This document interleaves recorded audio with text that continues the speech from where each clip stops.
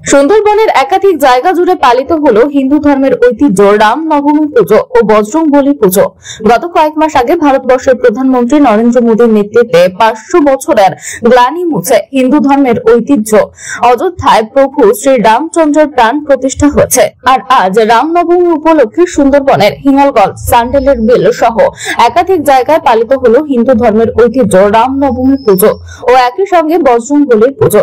এই পুজো গত 2 বছর ধরে হয়ে আসছে এবং আগামী দিনেও হবে বলে জানিয়েছেন গৌর হরি মন্ডল সহ পুজো কমিটির সদস্যরা। বাঙালির 12 মাসে 13 পার্বণের উৎসবের মধ্যে হিন্দু ধর্মাবলম্বী মানুষের এটাও একটা উৎসব।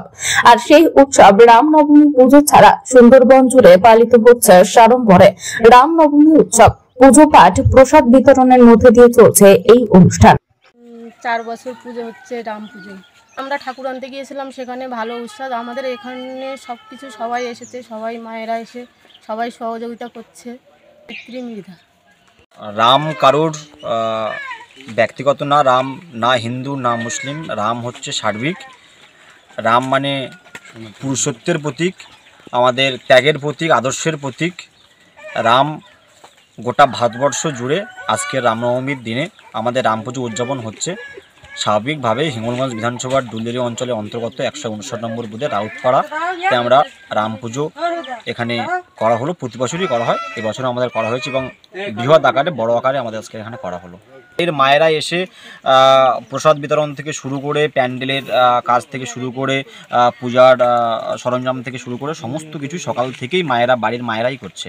মানে পুরুষের থেকে মায়েদের সংখ্যাটাই বেশি। সকাল থেকে প্রত্যেকটা বাড়ির মায়েরা এখানে এসেছে। আমাদের প্রামাণিক বসিরহাট জেলা যুব মোর্চা অফিস থেকে।